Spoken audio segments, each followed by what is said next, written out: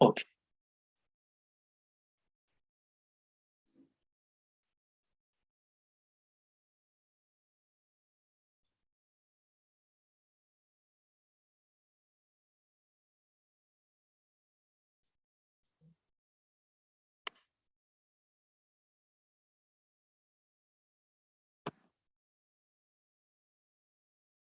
So we'll start.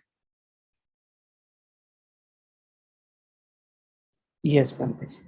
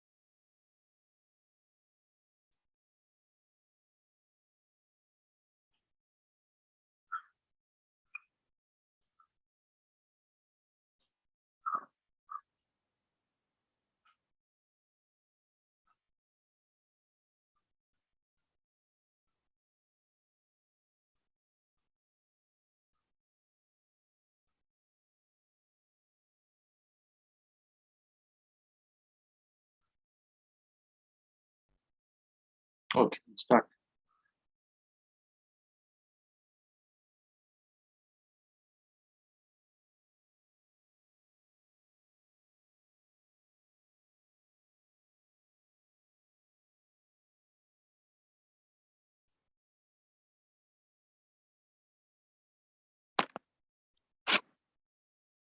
नमो तस्सा भगवतो अर्हतो सम्मा सम्बुद्धस्सा नमो तस्सा भगवतो अर्हतो सम्मा सम्बुद्धस्सा नमो तस्सा भगवतो अर्हतो सम्मा सम्बुद्धस्सा इतिपिसो भगवारहं सम्मा सम्बुद्धो विद्याचरण संपन्नो सुगतो लोकविदु अनुत्तरो पुरिसदम्म सारथि सत्ता देवमनुसानां बुद्धो भगवाति नमो तस्स सम्मा सम्बुद्धस्सा ये च बुद्धा अतीता च ये च बुद्धा अनागता पच्चुपन्ना च ये बुद्धा अहं वन्दामि सब्बदा नति मे शरणं अन्यं बुद्धो मे शरणं वरं ये तेन सच्चवज्जेन होतु मे जयमङ्गलम् उत्तमङ्गेन वन्देऽहं पादपंसु वरुत्तमं बुद्धेयो कलितो दोषो बुद्धो कमतु तं मम बुद्धं यावनिब्बानपर्यन्तं शरणं गच्छामि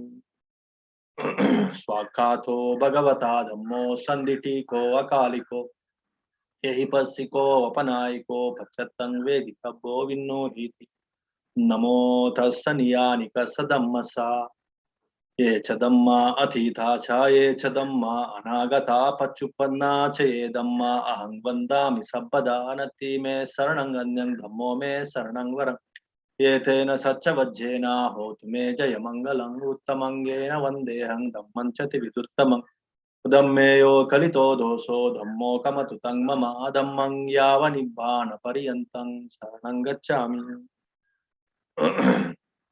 सुपटिपन्नो भगवतो सावकसङ्गो उजुपटिपन्नो भगवतो सावकसङ्गो न्यायपटिपन्नो भगवतो सावकसङ्गो सामीचि पटिपन्नो भगवतो सावकसङ्गो हृदं चत्तारि पुरिसयुगानि अट्टपुरिसपुग्गल येषा भगवतो सावकसङ्गो आहुनैयोपाहुनैयो दक्खिनैयो अञ्जलिकरणीयो अनुत्तरं पुण्यकेतं लोकस्याति नमो तस्स अट्ट अर्य पुग्गला महासंगस्सा ये च संगा अतीता च ये च संगा अनागता पच्युपन्ना च ये संगा अहं वन्दामि सर्वदा नत्थि मे शरणं अन्यं संगो मे शरणं वरं ये तेन सच्च वज्जेन होतु मे जय मंगलम् उत्तमंगेन वन्देऽहं संगं च विदुत्तमं संगेयो कलितो दोषो संगो कमतु तं मम संगं यावनिब्बान पर्यन्तं शरणं गच्छामि विपत्ति पटिवाहाय सब्ब संपत्ति सिद्धिया सब्ब दुःखं विनाशाय सब्ब भयं विनाशाय सब्ब रोगं विनाशाय भवेदीगायुपदायक सब्ब लोकं हितत्ताय परित्तं तं वदामहे समन्ता चक्रवालेषु अत्र गच्छन्तु देवता सद्धम्मं मुनिराजस्सा सुनन्तु सर्गमोक्तदम् धम्मसवनकालो अयं बदन्ता धम्मसवनकालो अयं बदन्ता परितसवनकालो अयं बदन्ता नमो तस्स भगवतो अरहतो सम्मा सम्बुद्धस्स महाकारुणिको नाथो हिताय सब्बपाणिनां पुरे त्वा पारमी सब्बं पत्तो सम्बोधिमुत्तमं ये तेन सच्चवज्जेन होतु मे जय मंगलम् जयन्तो बोधिया मूले सत्यानं नन्दिवर्धनो एवं मयं जयो होतु जयस्तु जय मंगलं सक्कत्वा बुद्धरत्नं ओषधं उत्तमं वरं हितं देवमनुस्सानां बुद्धतेजेन स्वत्तिना न सन्तु पद्मवा सब्बे दुःखा उपासमेन्तु मे सक्कत्वा धम्मरत्नं ओषधं उत्तमं वरं परिलाहुपसमानं धम्मतेजेन स्वत्तिना न सन्तु पद्मवा सभ्ये भया उपासमेन्तु मे सक्कत्वा संगरतनं ओषधं उत्तमं वरं आहुनेयं पाहुनेयं संगतेजेन सोत्तिना न सन्तु पद्मवा सभ्ये रोगा उपासमेन्तु मे यंकिञ्चिरतनं लोके विद्यति विविधा पुतु रतनं बुद्धसमं नत्ति तस्मात् सोत्ति भवन्तु मे यंकिञ्चिरतनं लोके विद्यति विविधा पुतु रतनं धम्मसमं नत्ति तस्मात् सोत्ति भवन्तु मे यंकिञ्चिरतनं लोके विद्यति विविधा पुतु रतनं संगसमं नत्ति तस्मात् सोत्ति भवन्तु मे नत्ति मे शरणं गण्यं बुद्धो मे शरणं वरं ये तेन सच्चवज्जेन होतु मे जय मंगलं नत्ति मे शरणं गण्यं धम्मो मे शरणं वरं ये तेन सच्चवज्जेन होतु मे जय मंगलं नत्ति मे शरणं गण्यं संगो मे शरणं वरं ये तेन सच्चवज्जेन होतु मे जय मंगलं सब्बित्यो विवज्जन्तु सब्बरोगो विनश्यतु मामे भवत्वन्तरायो सुखी दीर्घायुको भव भवतु सब्बमङ्गलं रक्षन्तु सब्बदेवता सब्बबुद्धानुभावेन सब्बधम्मानुभावेन सब्बसङ्घानुभावेन सदा स्वस्ति भवन्तु ते नक्कत्तयक्कभूतानां पापग्रह निवारण परित्तस्सानुभावेन होमे उपद्रवे वित्यो विवज्जन्तु सब्बरोगो विनश्यतु माते भवत्वन्तरायो दीर्घायुको भव भवतु सब्बमङ्गलं रक्षन्तु सब्बदेवता सब्बबुद्धानुभावेन सब्बधम्मानुभावेन सब्बसङ्घानुभावेन सदा स्वस्ति भवन्तु ते नक्कतयकभूतानां पापग्रह निवारण परित्तस्सानुभावेन होन्नो उपद्रवे देवो वसातु कालेन सस्य सम्पत्ति हेतु च पीतो भवतु लोको च राजा भवतु धम्मिको यं दुन्निमित्तं अवमङ्गलं छायो चामनापो शकुनस्य सद्दु पापगहो दुःसुपिनं अकण्ठं बुद्धानुभावेन विनाशमेन्तु धम्मानुभावेन विनाशमेन्तु संगानुभावेन विनाशमेन्तु आकाशता च बुम्मट्टा देवनागा महिद्दिका पुण्यन्तं अनुमोदित्वा चिरं रक्षन्तु शासनं चिरं रक्षन्तु देशनं चिरं रक्षन्तु मम परं एतावता च अम्मेहि संवतं पुण्यसम्पदं सब्बे देवा अनुमोदन्तु सब्बे भूता अनुमोदन्तु सब्बे सत्ता अनुमोदन्तु सब्ब संपत्ति सिद्धिया निब्बान संपत्ति सिद्धिया इदं नो न्यातिनं होतु सुखिता होन्तु ज्ञातयो इदं नो न्यातिनं होतु सुखिता होन्तु ज्ञातयो इदं नो न्यातिनं होतु सुखिता होन्तु ज्ञातयो सब्बे बुद्धा बलपाता पच्चेकानं च यं बलम् अरहंतानं च तेजेन रक्तं बन्धामि सब्बसो सब्बे धम्मा बलपाता अर्य सज्जनं च यं बलं धम्म सच्च तेजेन रक्तं बन्धामि सब्बसो सब्बे संगा बलपाता विमुक्तानं च यं बलं शासनस्य तेजेन रक्तं बन्धामि सब्बसो Imina punya kammena mame bala samagamo satang samagamo hotu yava nibbana patya idang me punya kammang asavakayang vaham hotu sabba dukkha pamuchyatu nibbana pachayo hotu. Sadhu, sadhu, sadhu. So this today's chanting is uh, the name of this Maha Jayamangala. Like Jayamangala means like uh, the Mangala, the blessings that will lead to victory, or the blessings of the victorious. So in that way also one can say, understand that. So here again, as I used to tell you at the beginning of our discourses, we are just remembering the qualities of the Buddhas, not just one Gautama Buddha. All Buddhas, Mahakaruniko, they have tremendous compassion. Their compassion is so powerful. They say, and of course they can do also. They are ready to sacrifice their life even for the sake of an ant. So the ant is in a difficult situation, and if sacrificing my life, if the ant can be saved, they don't mind to kill themselves or to die. So once hungry tigress, so Bodhisattva or the previous, the would-be Buddha is supposed to be the next Buddha. He is called Bodhisattva. The future Buddha is called the Bodhisattva. So this would-be Buddha, this Bodhisattva, he sacrificed his life for the sake of a hungry tigress. So in that way, they have tremendous compassion for towards the living beings, and they wish Hitaya Sabba Panina. They wish welfare of all the beings, all the living beings. They wish the welfare, they work for the welfare of all beings, and of course, they develop their panya, they develop their knowledge, purity of the mind, and they stand for the truth. There's something called Satchakirya. What does it mean? So if you stick on to one truthfulness, so I don't kill, and if you practice that, and if you say I don't kill, I stood for this, say resolve, and I'm truthful to this, my resolution, so they get tremendous power, and whatever they wish, it will happen.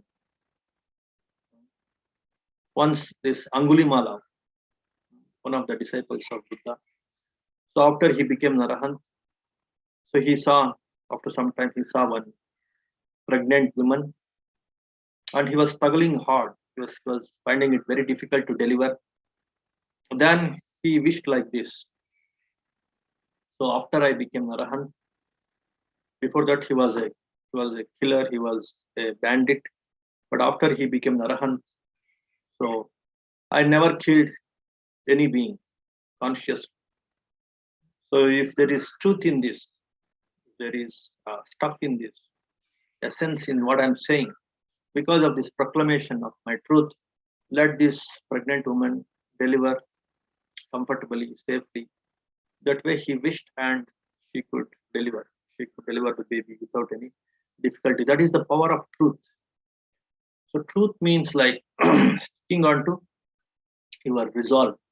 Whatever you have resolved, you should stick on to it. I don't lie, I don't kill, or I follow these precepts as a 5 precept, say a householder, or 8 precept, or 10 precept, or 227 precepts. So sticking on to these truthfulness, so whatever you have resolved, that gives immense power. So that kind of resolve also here being encouraged in all these right faith oriented these discourses or these chants. So I have complete resolve in this path of mind purification. I stand for this. So these three Ratanas, three gems, they stand for that mind purification. So I am standing for this. If in that way one resolves, and if we always committed to that, then he gains a lot of power. So with that power, so whatever he wishes, it will actualize, and whatever he wishes in to progress in his meditation or to help others will definitely have tremendous impact. He will develop a lot of strength to help others, lot of strength to help himself. That kind of truthful resolution, so one should cultivate if he has the right faith in this path of right view mind cultivation. Dhamma is nothing but right view. So right view mind cultivation. Keep on working on understanding the right view and just working on this right view meditation, then you're authoritatively progressing with them without any doubt, without any say distortion, without any deviation. You can progress in them. In that way, so this right resolve is also one of the offshoots or one of the bases or the foundations of right faith. So this right resolve is also one should keep in the mind. At least one simple. So every day, I give some charity. Every day I practice truthfulness. I practice non-killing. I practice say not stealing, not taking intoxicants. That way, if you maintain that, practice that, resolve on that, then it becomes a power. Then the resolution is truthful. That's why it's called Satchakiriya. Resolution with lot of truth and dedication and honesty. If that is continued, if that is followed for longer time, then that power of Satchakiriya, whatever I wish, because I followed this resolution truthfully, willfully, committedly, such a mind will develop powers, such a mind will develop some extraordinary strength.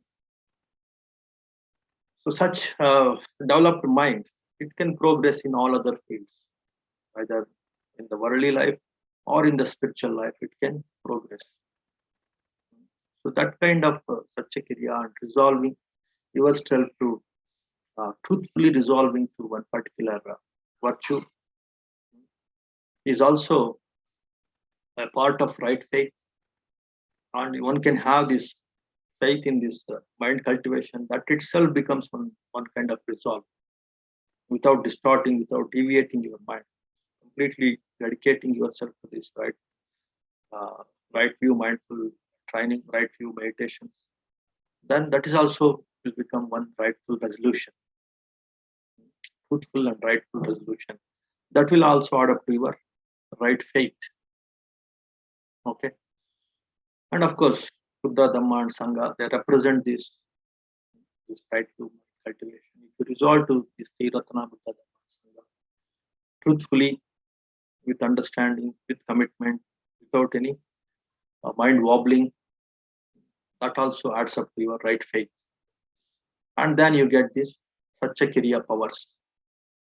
That's what is one of the key takeaways of this discourse, this Mahajaya Mangala Gatha. So with this right faith, understanding the right faith, the importance of right faith, now we will take up our today's discussion on how the mind is responsible for making the body, for the birth, for the growth of the body, how the mind is say is the cause, mind is the basis. That we will see, and also we will see how the mind is the cause for the dissolution of the body, for the destruction, for the dissolution, for the decay, for the complete that means the death. So how the mind is the cause, the basis for the birth and the growth and also how the mind is the basis for the death and dissolution. Hmm? So, what are the principles that we can see in Abhidhamma and Dhamma in different discourses? We can quote some of them and we can just work on, we can just discuss on this. And of course, I have taken two aspects here: how the mind is responsible, how the mind creates body, produces body, makes body, helps in the growth of the body. That we will see. So, in four ways, the body is nourished, the body is produced, the body is, say, it will be grown. There are four ways that we will see. In the same way, there are four ways of the dissolution of the body, of breaking down of the body, of the death of the body. So, there are four ways of dying, there are four ways of birth and growth of the body, of the matter. Here, the body means the bodily. Here, the matter means the body. Matter means the outside matter. Your rocks, stones, trees, mountains, everything is matter. But here, generally, uh, when we are associating this matter with the mind, we generally consider this body as the matter. When we say nama rupa, nama is mind, rupa is body. But rupa definitely it encompasses even the external matter also, external, the physical objects, the materialistic things also come under matter. But here we will just focus on the bodily matter, which supports the mind. The bodily matter supports the mind. That we will focus, of course, whether it is external body or external matter or internal matter, like the bodily matter. All this matter is made up of only the four elements, and also, of course, the derivatives. There are 24. Four main elements, the primary elements, are very much there in all kinds of matter, whether it is bodily matter, internal matter, or outside matter. So, external matter. So, in all these kinds of matter, these four fundamental elements, the basic elements, are the main constituents, main components. So, we will first understand the bodily matter, then we will see about the external matter.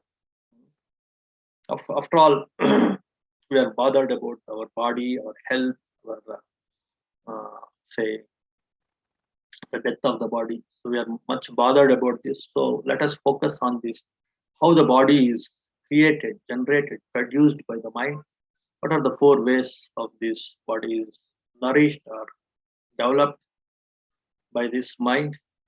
How the mind is the basis, mind is the primary force for the production, for the growth of this body, and at the same time, how the mind is responsible for the death of this body. There are four ways. So we will just see the four ways of the production, generation of the body, the four ways of destruction or death of the body. That we will see in today's Dhamma talk. So why I have to introduce this Dhamma talk? Because to make you understand the importance of the mind. We struggle so much about in safeguarding our body, in protecting our body, taking care of our body. We struggle so much. Almost all our life is the struggles to protect the body. But if you learn how to protect the mind, how automatically the body will be protected. So that understanding, if you get, then definitely you will work on this mind cultivation, mind purification, mind liberation, authoritative. That means right view mind cultivation. You will definitely appreciate. You start practicing with more conviction, with more motivation. So that is the idea of introducing this topic. Now we will take up the four ways of the formation of body and the growth of body, the sustenance and growth of body. So in Dhamma and of course in Abhidhamma also, they talk about the four ways of making this body, creating this body, or in Pali language, It's very simple. It's very, very simple words, and it's there almost all in almost all Indian languages. So that's why sometimes I introduce some Pali words so that it is easy to connect uh, to this topic, because it's very much there in many of our Indian languages. So, what are these four ways of the formation of body, or sustenance of body, or the growth of this body? One is Kammaja Rupa. Kammaja means Kamma born. Ja means like born. Hmm? Say Padmaja, they say. So Padma born in the flower, born in the lotus. Varija born in the water. So in that way, Kammaja means born with Kamma. Because of Kamma, the Rupa means the matter, the body is born. So that kind body is fed, body is born. So that kind of uh, Rupa is called Kammaja Rupa. Matter arising from Kamma. Kamma born matter. Kamma born physical matter, bodily matter. Kamma born material, bodily material, or body, we can say in simple words. So through Kamma, body is formed, body is sustained. That is one thing. The second one is mind born. So Chittaja, it's called Chittaja Rupa. Mind born body, mind born material body. That is the second way of formation of body, making of body. Then the third way is like Utuja. Utu means Rutu. Rutu means here the season. In almost all Indian languages, Rutu means season. But here it's also means, Rutu means the temperature, because season depends on the temperature only, you see. In winter, less temperature; in summer, more temperature; in rainy season, it's moderate. So in that way, the Rutu depends on the temperature. So this Utuja or this Rutuja Rupa, this temperature born uh, body. Temperature influences the making of body, the growth of body, the life of body. It influences the life of the body, making of the body, the growth of the body, even the temperature influences. So that's why it's called Utuja Rupa, the influence of temperature on the making of body. So that is called Utuja or Rutuja, or season influenced or temperature influenced body. So that is the third way of making the body. Then the fourth kind of making the body is Aharaja. Ahara means food. So we feed the body every day with this nutrition with food. So these nutrients, food also will feed, will sustain, will help in the growth of this body. In that way, the body depends on these four things. Body develops, comes into the life, comes into existence, grows, develops based on these four things. One is the Kamma. Your Kamma will influence the birth and growth of the body. Chittaja, Chitta means mind. The mind influences the birth and growth of the body. Utuja, the temperature, the surrounding weather and temperature, it will influence the growth and the birth and growth of the body, especially the growth of the body. Then your aharaja, your food, whatever you take, that will also influence the growth of your body, the growth, the sustenance of the body. So these are the four ways how the body is, say, taken birth, the body is come to existence, and also how it grows. These are the four ways. There is no other way. There is no other, say, factor that influences the growth and birth of body other than these four factors.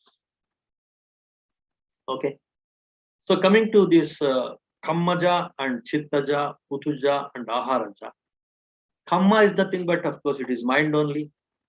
If your Kamma is good, means your sum total of all actions that you have done, previously. If that is good, it means your kamma is good, your karma is good. It's like a balance sheet in your audit this thing, your account book. So the positive things, negative things, the income and expenditure. If the income is more, expenditure is less, then in the balance you have more income. The income is more in the balance. If the expenditure is more, income is less, then there is negative balance. The expenditure is more. The same way, your good actions and bad actions, the sum total of these good actions and bad actions that you have done previously. So it is nothing but your kamma. If your bad actions are more, then you have bad kamma. With that bad kamma, you take birth in a bad situation, with bad influences, with bad surroundings. Bad in the sense where there is suffering, where there is negative influence and suffering. And if your good actions are more than bad actions, then you have balance, you have positive balance. So that will help you to take rebirth, take a body, a better surroundings.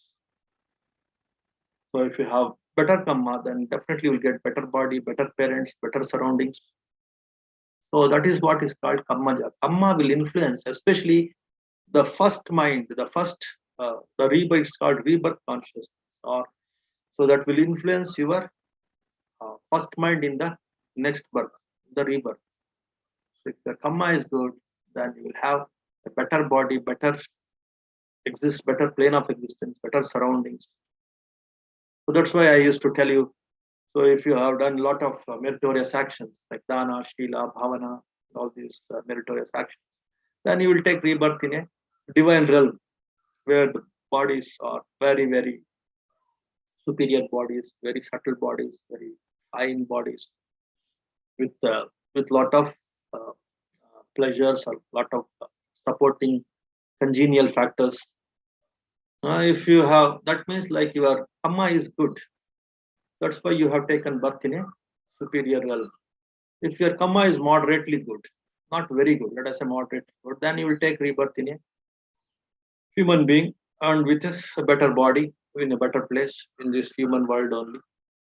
If it is little more bad, your kamma, then maybe in some inferior body, in some inferior place, you will take rebirth. If it is much more inferior, your kamma is much more bad, much more inferior, then you will become an animal, take rebirth in a inferior place.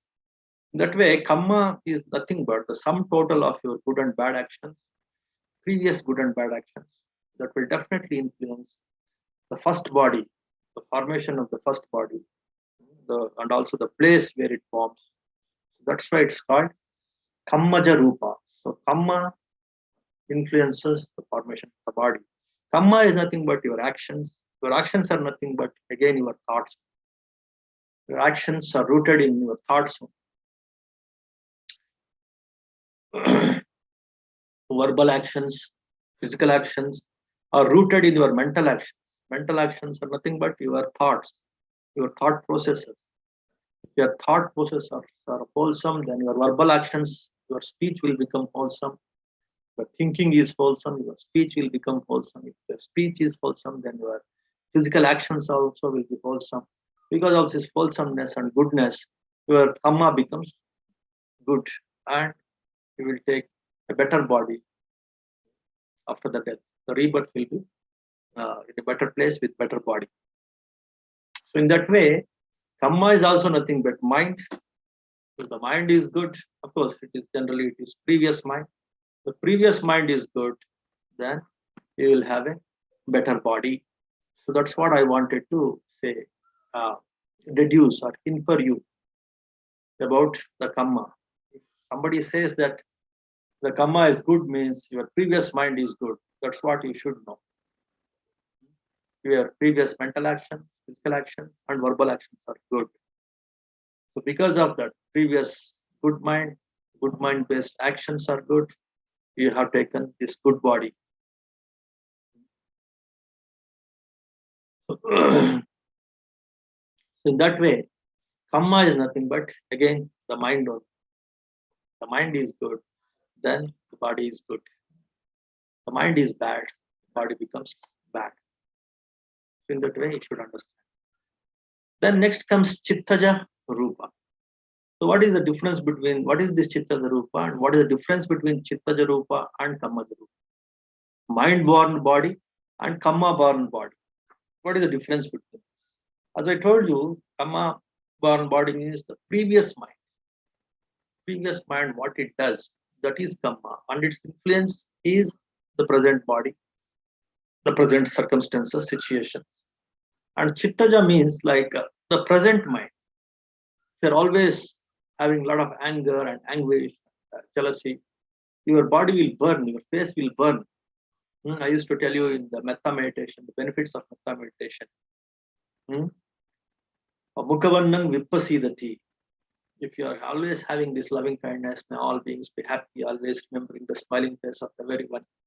Morning and evening before going to bed, evening, early morning, waking up from the bed. If you keep on generating these beautiful thoughts of seeing happiness everywhere, seeing smile everywhere, seeing health and say peace of mind everywhere with everyone, then automatically your face also will glow. It will become very charming and attractive. That is called Mukhavannang Vipasida. We're always having long face and say anger, jealousy, then we'll get that long face, that irritating face.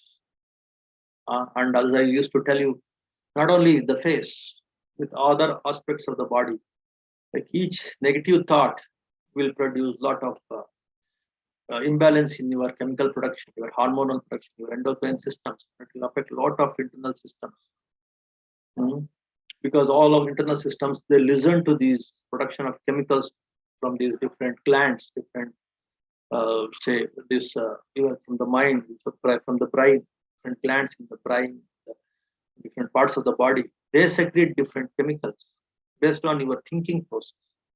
If your thinking is good, then it will produce good chemicals or happy hormones that will keep safeguard your body, that will generate good chemicals, and it will balance all the internal systems and internal reactions.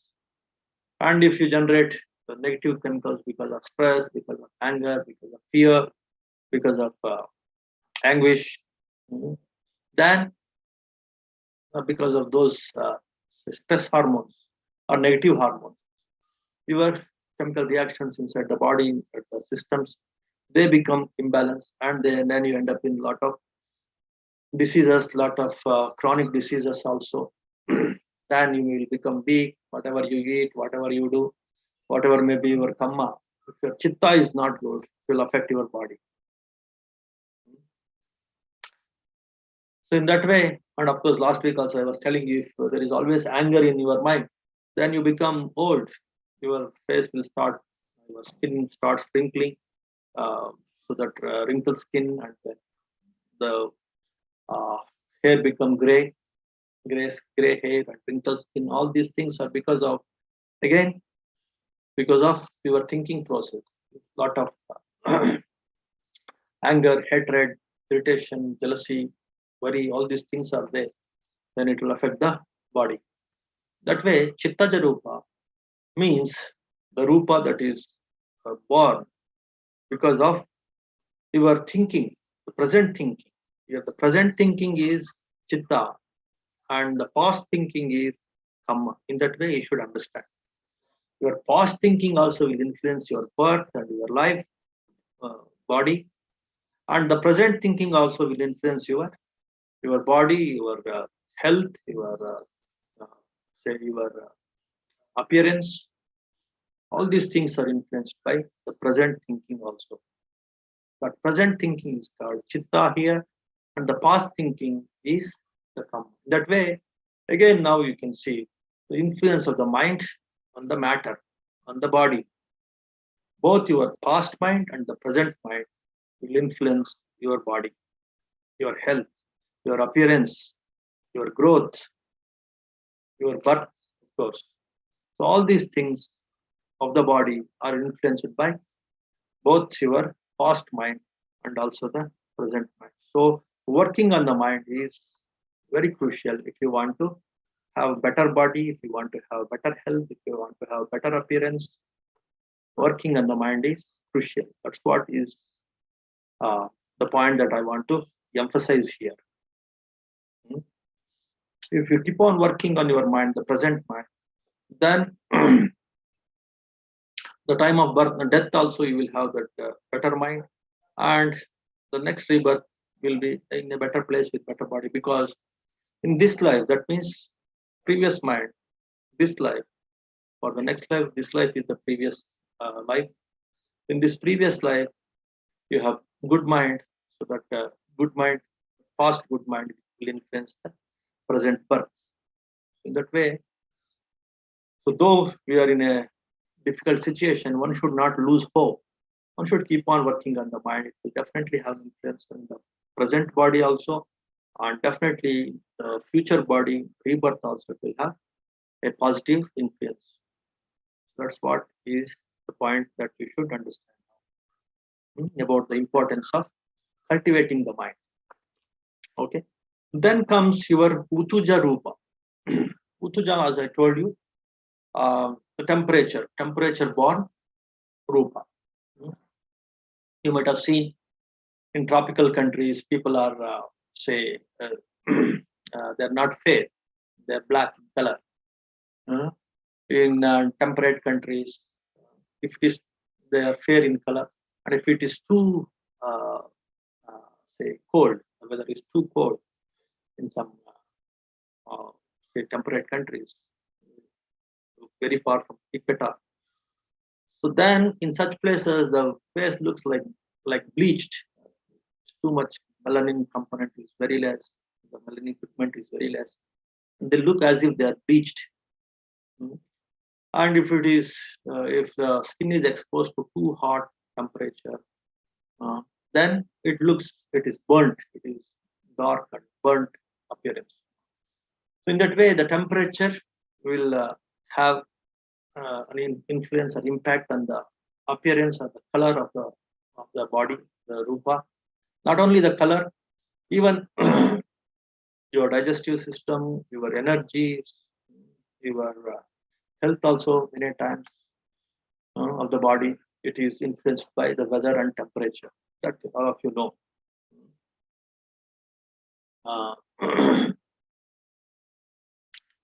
So again, how this temperature again is say influenced by your mind. Here in these Himalayas, people during winters, they move down from the upper Himalayas, they move down to lower Himalayas, and they go to the border, Nepal-India border, or to other countries also, India and other countries also they go. Because of too much cold. And again in summer they come back, they go to upper Himalayas. So here, the temperature, of course, definitely influences the mind. And again, the mind will decide where the body should go. And the converse is also true. So temperature is in that way related to the mind, and it's related to the body via the mind, through the mind. Because in the cold, they migrate, they move down. And in the summer, they move up. That means through the mind, through thinking, the body will go down or body will go up. Here again, the mind has an impact. See, if you are too rigid, if you don't respond to this temperature, then people will suffer in that cold weather only. People who then they develop a lot of health issues, lot of problems. Here again, the smartness in the mind, how much the body is, the body temperature or the body comforts are required. Based on that, the mind takes a decision, and it will take the body to a safer place. In that way, temperature influences the body through the mind, via mind. If the mind is not developed, then you become insensitive, then you can't respond properly to the temperature, and you torture the body. You trouble the body, you torture the body. The converse is also true. What does it mean? What is the meaning of the converse is also true? The mind is not very sensitive, if it is not developed, then there is a possibility of taking rebirth in these extreme weathers. If it is insensitive, then you take rebirth in the extreme weathers. So that's why Buddhas, they always prefer, the Bodhisattvas and Buddhas, they prefer the middle land where the temperature is moderate. They don't go for extreme weathers, simply unnecessarily torturing. So in that way, a sensitive mind will prefer a moderate weather, moderate temperature. So such a mind will take rebirth in such moderate weather places, moderate conditions, moderate even the physical conditions also. Not too tall, not too short, not too fair, not too dark. So all these things, they create some imbalance uh, in the in our activities also. So this looks like little say biased. So it looks little biased, some kind of partiality towards something. It's all about moderation. After all, this path is middle path. The right path is always middle path. The extremes with regard to temperature is ignorance. That should be avoided. One should strike a balance with regard to temperature also, because the extreme temperatures will affect body. That is very much seen in our day-to-day life. But we have all of us have that practical experience. So in that way, temperature influences mind, mind influences our rebirth in a moderate weather or moderate temperature, so that we can take care of our body in a better way. So this is the point I want to emphasize here, highlight here. So though temperature born rupa or utuja rupa we talk, some rupa is born because of the temperature, because of the weather. Again, that weather has some backup, some influence from the mind. The mind can decide where one should take rebirth based on the sensitivity of the mind. So in that way, the mind again comes into picture, even in Utuja Rupa, even in this temperature born body, temperature born material body or matter, even this mind has uh, influence. Sensitive mind definitely go for moderate weather conditions. So this is the third uh, way of forming body, forming the material body. So there also you can see the influence of the mind. And then comes Aharaja Rupa. Again, the food, the, the, the different food that you select, that will have definitely an impact on the body. If you eat, as I used to tell you in our level 1 itself, the stale food, uh, the foods without what is called that life force, they will squeeze the energy, they will make the body uh, say uh, energyless or make dull, both mind and body become dull. And also the when to eat, if you overeat or eat less, again it has an impact on the bodily conditions, developing obesity, developing weakness in the body. It again depends on what kind of food you are eating, and also that what kind of food you are eating, again it depends upon your sensitivity. For this body, for this much food is required, so I'm eating too much without uh, without awareness, without consciousness. I'm overeating without having an awareness of what I'm eating, how much I'm eating, when I'm eating. If these things, if you are not aware, if your mind is insensitive, then definitely you eat the wrong foods, you eat in the wrong time, you eat the food in the wrong way, then it will definitely impact your body. So in that way, the right food, the right time, the right way you want to, if you want to eat, then your mind should be little sensitive.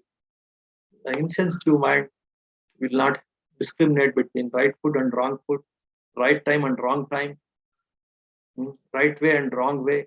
It will not discriminate.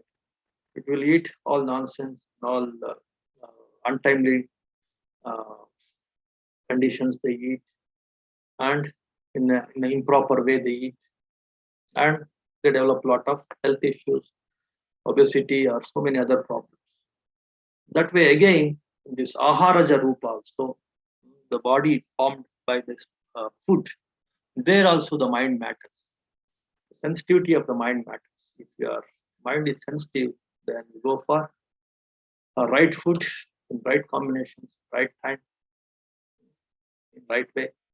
If you're insensitive, if your mind is dull and insensitive, then you take wrong food and then you develop wrong body. That way, in all these four kinds of body making, whether it is Kamma making the body, or Chitta making the body, or Utu, or the season making the body, temperature or weather making the body, or your food making the body. In all these four kinds, there is an influence of mind. There is one, uh, there is there is a role, main role, major role of the mind in all these four aspects of making the body. That way, mind makes the body. That's what you have understood in these four ways of making the body. Then coming to how the mind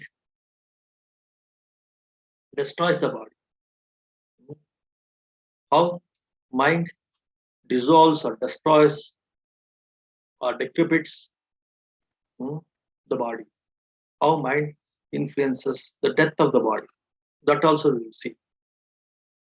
Again, they say in Dhamma and Abhidhamma, there are four ways of dying. There are four kinds of death. What are these four kinds of death? So these four kinds of death, I will give you an analogy. Then it is easy to understand these four kinds of death. So the first kind of, let us see this analogy. Let us say there is one lamp.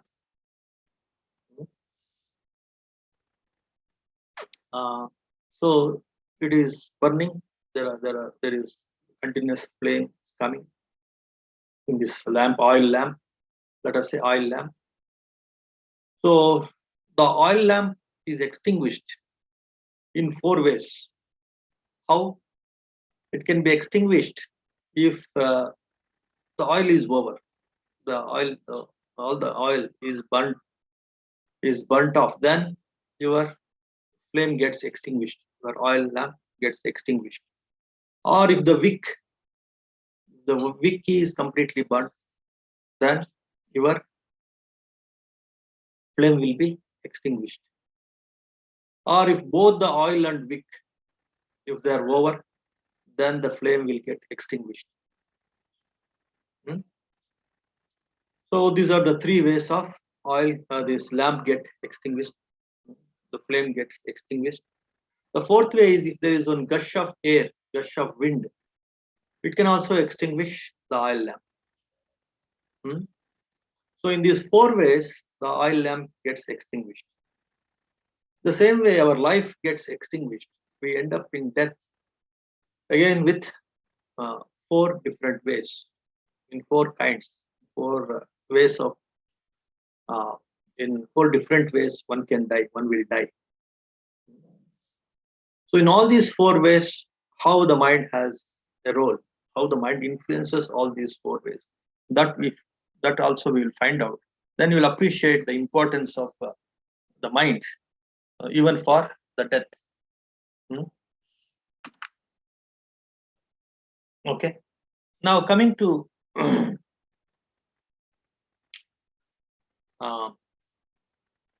the first way of people dying, the first reason for people's death, that is called, let us say,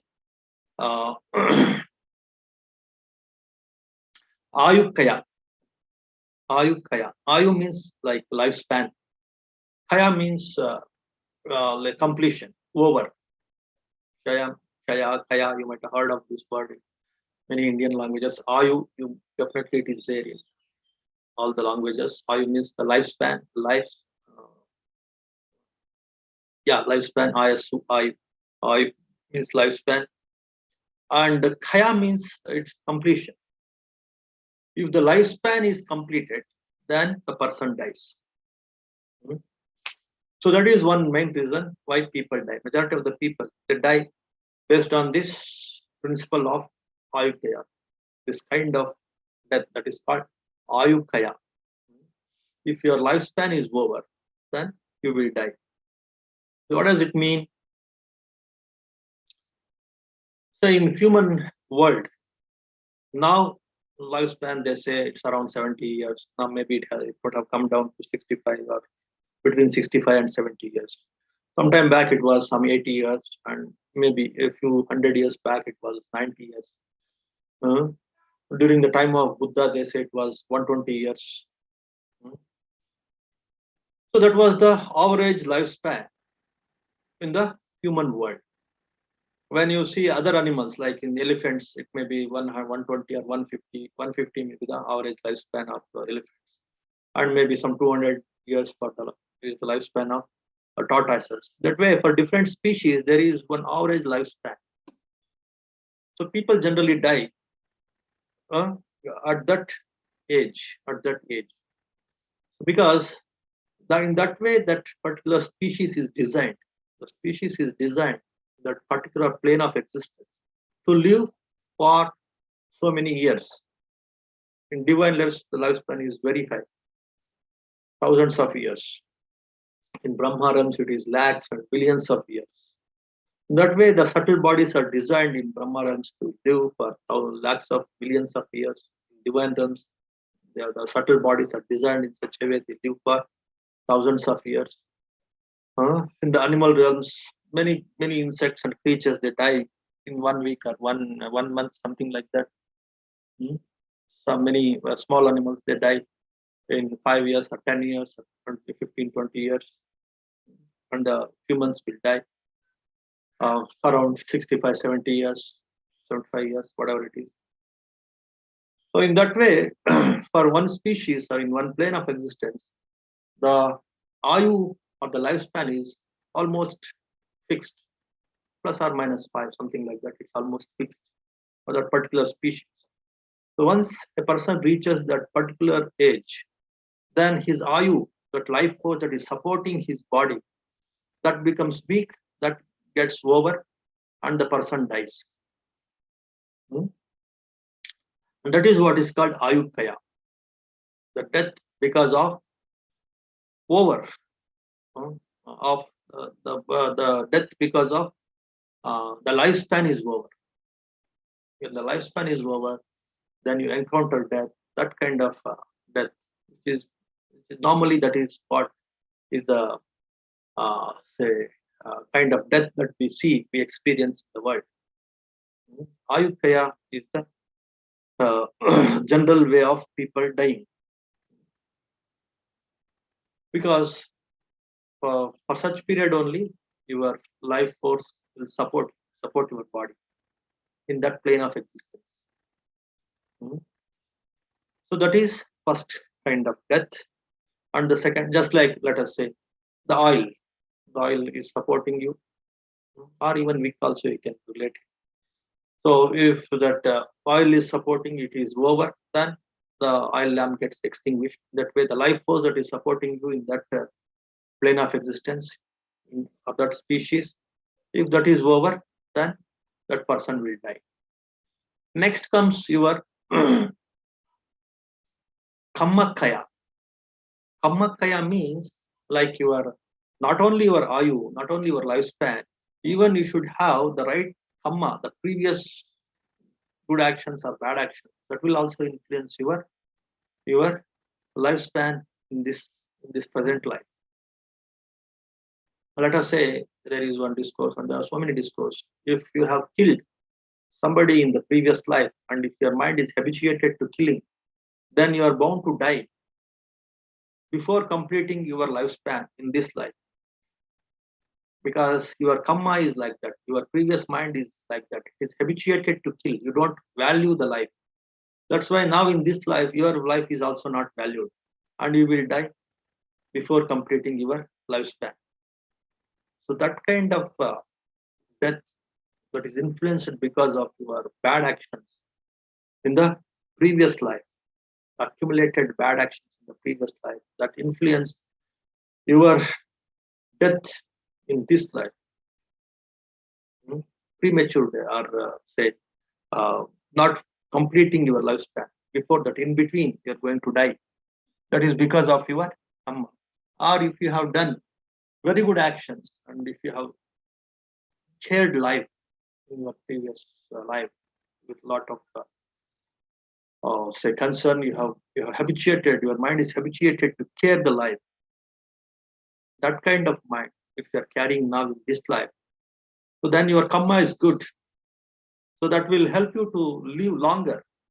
So though the lifespan in this life is 75 years as a human being, let us maximum, because of previous good karma of caring the life, protecting the life, that will come to your rescue and your lifespan will increase. You may live up to 100 years. That's why people always encourage their children or even the old people to give food, to give other supporting factors that will increase the lifespan, increase the life of other people. If somebody is hungry, if you give food, then you are giving him ayu vanna sukha bala. You are giving him the lifespan, you are giving him the life, energy, happiness. That's why you are doing the good actions of giving life to others, of protecting others' life, saving the birds, saving the animals, saving the people. All these things they become good actions, and that will save you also in this life, and that will increase your lifespan also. So in that way, your good actions that you have accumulated, that will definitely protect you, and your lifespan may increase. You may live longer. That is what is the power of kamma. If if there is no good kamma, previous kamma, then if it is over, then you will die halfway. You will die in between. You will not complete your lifespan of a human being. So that is what is called kammakaya. Next is uh, ubhayakaya. Ubhaya means both. Ubhaya means both. Simultaneously, both these things, your kamma and your lifespan, they come to conclusion, they come to end. Then the person will die.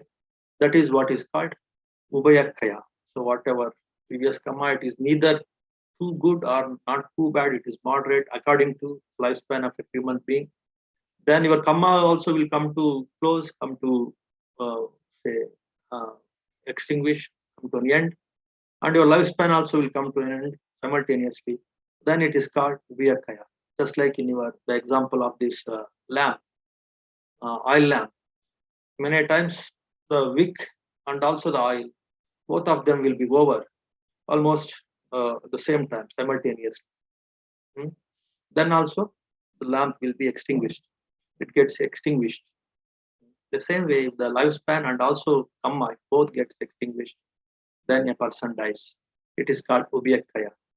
Then the fourth way of people dying is like catastrophes, like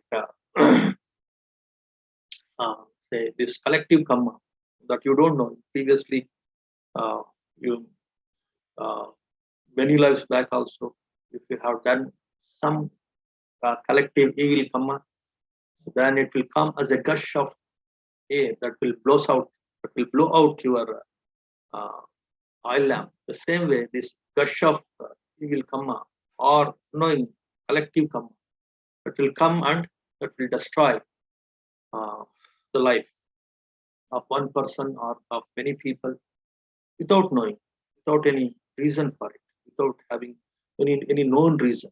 It may be because of many lives back, uh, or some 10 lives back, one person did some evil karma, some 20 lives back, another person did some evil karma. But in this life, both of them will be killed by one earthquake or one natural catastrophe. That kind of say one untraceable reason that will take away your life. So that is what is called, that is the fourth kind of death.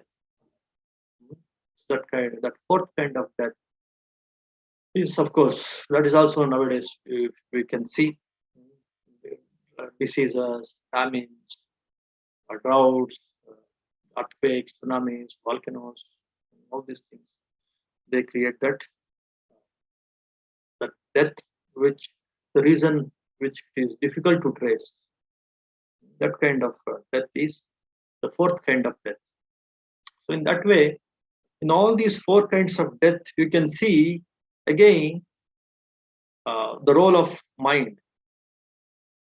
The first Kammakaya, or let us say Ayukaya. The first one we have discussed, Ayukaya, your lifespan is over. You have selected this plane, human plane, again because you have not done very good meritorious actions, or not many meritorious actions. Moderately, you have practiced meritorious actions. That's why you have chosen, or you were chosen to take birth in this human plane. That's why you have to live only 65 years or 70 years or maximum 70 years, let us say. Here you see your actions only will determine your plane of existence. As I was telling you previously, for the birth, how the actions will determine, or for your rebirth, the actions will determine. In the same way, for your death also, your actions will determine. You have taken birth in this human plane or in divine plane or in animal plane. It's again because of your previous actions. With the previous actions, you die with bad karma. That's why you take rebirth in animal life, animal realm, moderately good human realm, more good in divine realm, very good in the Brahmic planes, and absolutely perfect.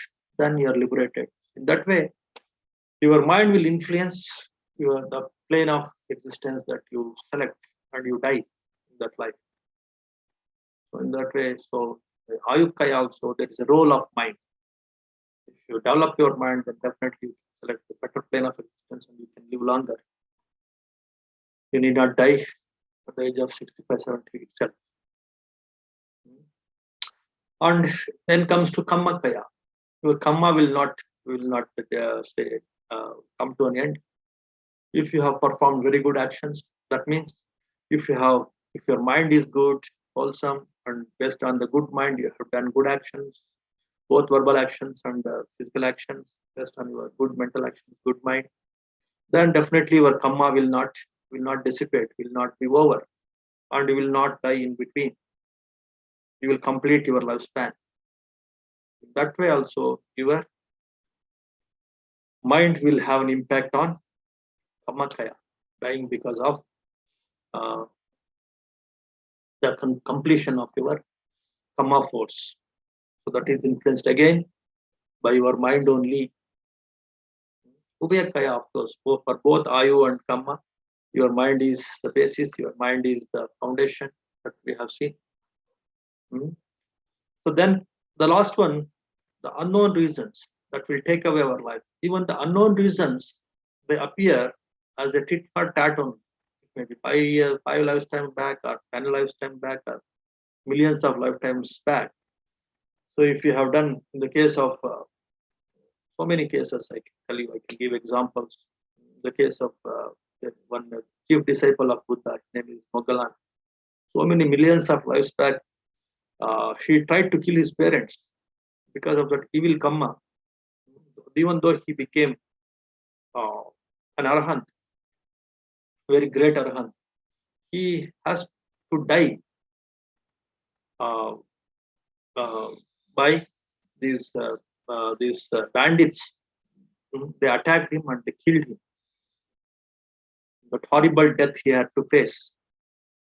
He has to face that horrible death because he had done very horrible, say, evil karma in one of his previous lives. It was not traceable at all. So in that way, uh, that destructive karma, that destructive force, it will come and it will destroy you. So in the previous life, you might have done very good actions, or maybe even the 10 lives, you might have done very good actions. But long, long back, millions of lives back, some unknown evil action, it will fructify, it will come into, it will mature and it will destroy you. Some force will come and will kill you, it will destroy you. That's what happened with Moggallana. In that way, so that is the fourth way of people dying. There also you see, though it may not be in the previous life, long back again your mind, your evil mind that has done the evil actions that led to your death. Now, here, even though you became an arahant. So that is what is the power of Kamma, power of mind. Power of Kamma is nothing but power of mind only. Somehow, always one should work upon the mind, keep watching the mind processes, thought processes, and be aware of understanding these thought processes by developing the sensitivity of the mind, by developing this mindfulness, this alertness, this watchfulness. Especially if you learn this objective meditation, right view objective meditation, then watchfulness, the correct watchfulness, the correct sensitivity, the correct understanding of these thought processes become easy. Correctly, you can catch what is good. Correctly, you can catch what is bad. You can correctly discriminate between good and bad. You can keep away bad, cultivate good actions in speech, in thinking, in physical actions also. That's how your karma becomes good. And that will lead to all better rebirths and also better deaths. Okay. In that way, your mind makes and breaks your body. It determines your birth, your growth, and your death. Okay. That's what is today's Dhamma talk. The influence, the role of mind in making and breaking the body. So, with that, I'll conclude. If you have questions, you can ask questions. Not two questions. Then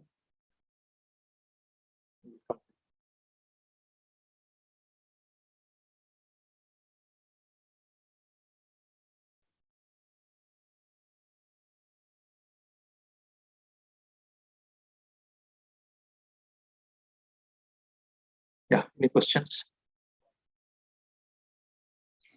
Namaste, Banteji. No Yes. questions yet, Banteji. Sorry, there are some questions. No questions yet on YouTube chat, Banteji.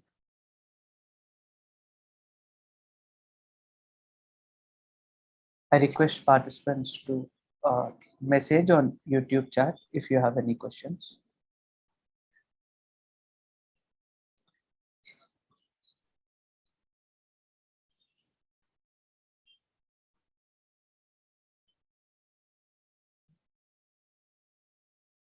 From next time, you can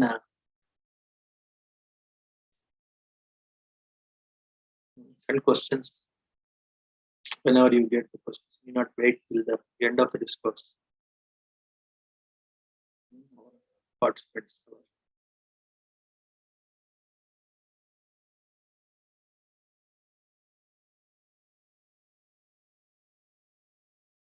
So all these talks, most of the talks, my intention is to motivate you to work on the mind, to understand the importance of the mind in all facets of our life,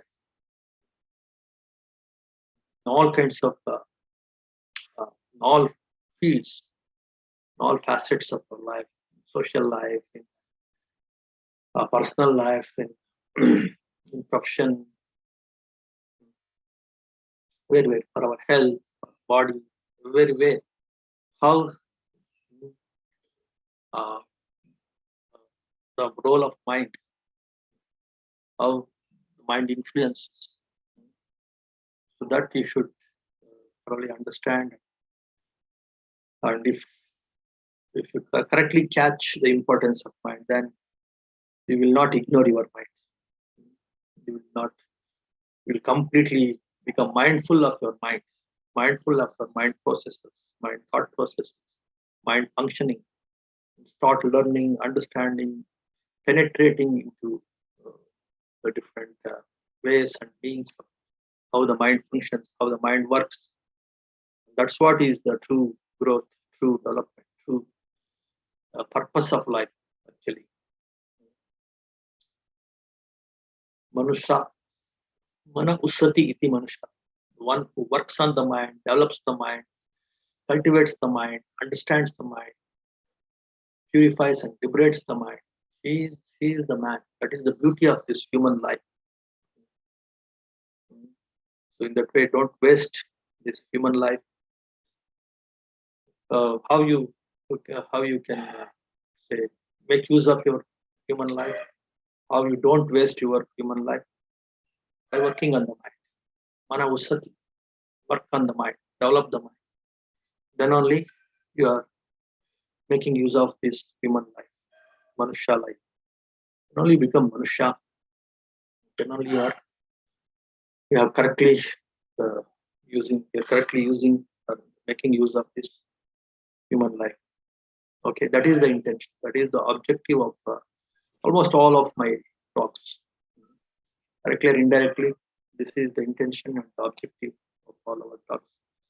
Of course, I definitely encourage to develop this methodical development, to learn this methodical development, methodically develop, cultivate the mind through these different levels. Level 1, level 2, level 3, level 4, and this year I'm planning for level 4 also online.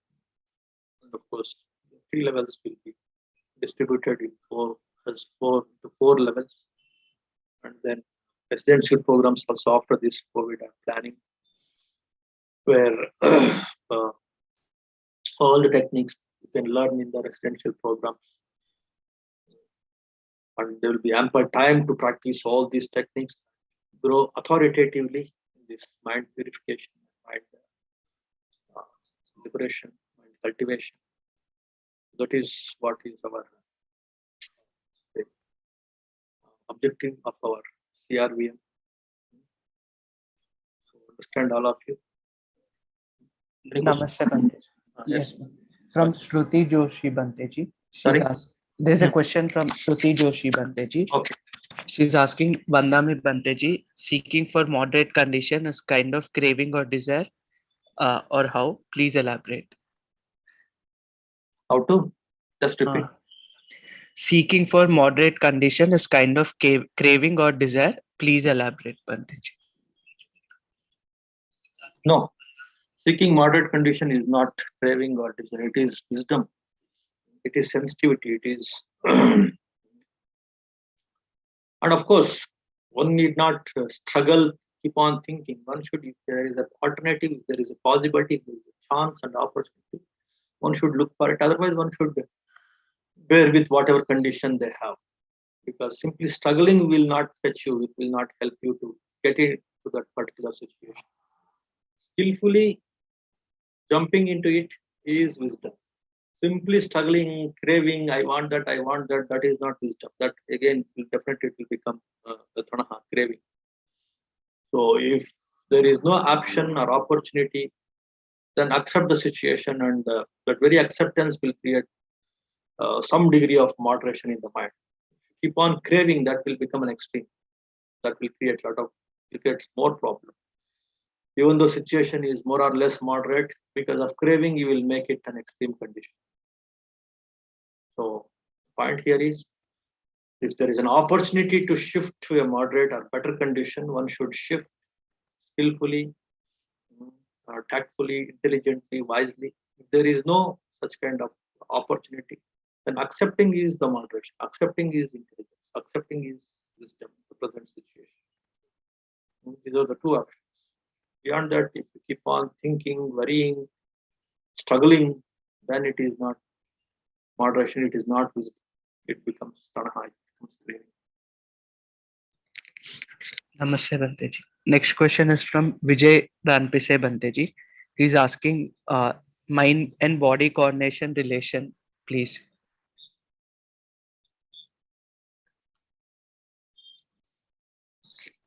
Mind and body relation is?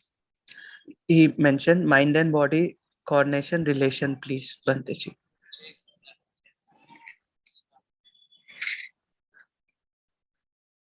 Mind body relation is necessary or not necessary? Or what exactly is the question? I think it's not very clear, Banteji. I'll move to the next question, Banteji. Yeah. Next question is Vaishali Agale ma'am. She's asking, is this related to cause and effect, Banteji? Which is related to cause. It's not clearly mentioned, Banteji. Yeah, of course. If you create good causes in your mind with good thinking, good actions, then the effect will be good. That is what is Kamma, you see. So all these things. So if you prepare your mind in a nice way, then your rebirth will be good, your death will be good. If you don't prepare your mind with understanding, with wisdom, with clarity, then, or if you prepare your mind with ignorance, with craving, then you affect your body, affect your birth, affect your death. Yeah, of course, everything is cause and effect only. The right causes will lead to right effects, the wrong causes will lead to wrong effects. That's what is mind cultivation. Why you have to cultivate mind? What is the meaning of cultivating the mind? Creating right causes so that you will get right effects. The right causes means like the causes of compassion, the causes of wisdom, the causes of skillfulness, the causes of wholesomeness. They are the right causes. They create the right results, like long life, like good health, like peace, like good companions, good environment, good surroundings, good plane of existence. Yes, of course, everything is cause and effect. Everything. There's nothing that escapes from this cause and effect. So that's how the world is. But what is the understanding? What one should learn? I should prepare right causes. I should work on these right causes. I should know right causes. So that is what one should emphasize and one should focus. Everything is cause and effect. It's very good in that way. If you keep quiet, no.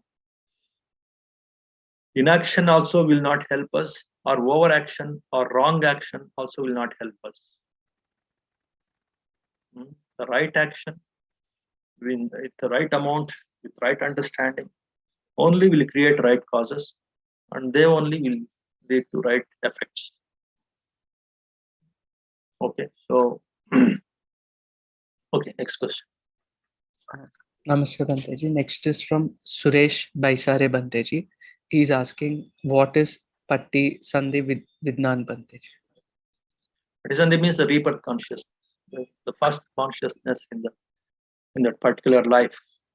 After the death, the previous life, whatever first consciousness that you get, it's called Patisandhi Jnana or Patisandhi Chitta. Next question. Namaste, Banteji. Next is from Vikas Patil, sir, Banteji. He's asking, I get stuck between reality and non-reality and have no idea what I'm doing, Banteji. That is what is ignorance. That's also what does it mean, reality and non-reality? So being in the present moment, developing mindfulness, that is reality. You are in the real. So if you are developing mindfulness, means you are in reality. If you are thinking, if you are imagining, if you are wondering, then you are in non-reality. So develop mindfulness. That is the first step of to knowing the ultimate reality, the refined reality. Keep on working on mindfulness. Then you transcend your physical senses. Then you come to mind sense. Then you appreciate the reality of mind sense in the light meditation at all. And then if you go penetrating this mind sense, then you start experiencing the different realities, different powers of the mind sense. And if you go deeper and deeper in the present moment, through mindfulness, through concentration, through focusing in this meditation process, then you hit the ultimate reality.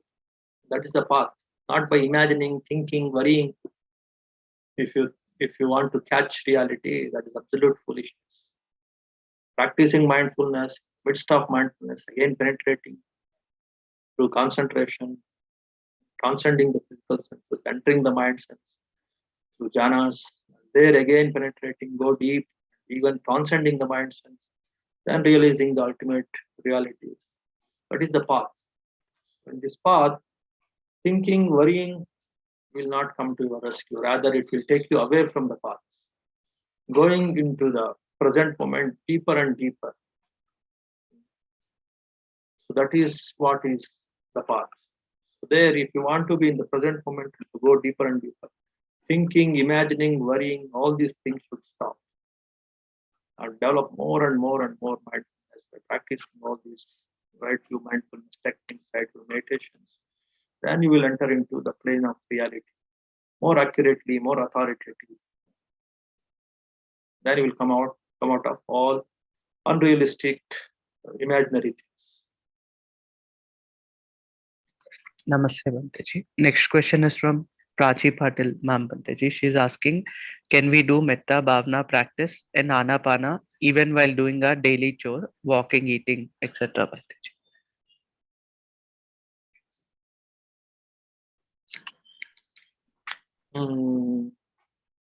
Of course, you can keep that metta mind all the time, even when you're practicing awareness meditations also. But for the beginners, it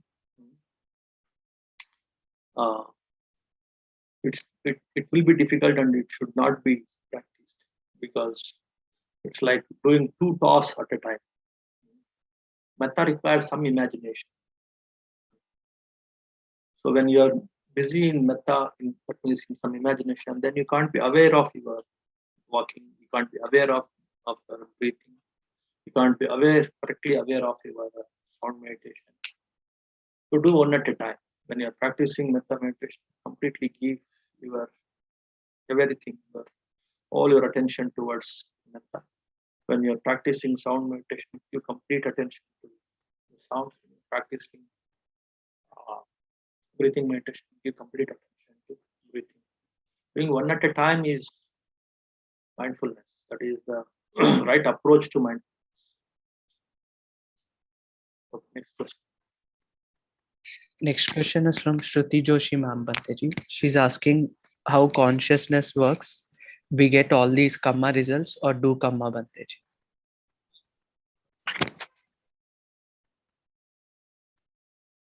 Avidya Pachaya Sankara, Sankara Pachaya Vidya. So through ignorance, all mental formations, mental factors will arise. And these mental factors, they create consciousness. Vijnana means consciousness. So consciousness arises because of ignorance. So when the ignorance becomes zero, when the wisdom becomes completely mature, then there will be no consciousness. That is what is Nibbana. The cause of consciousness is ignorance. Next question. These are all the questions, Banteji. Thank you, Banteji. Okay, so we'll conclude with one small chanting.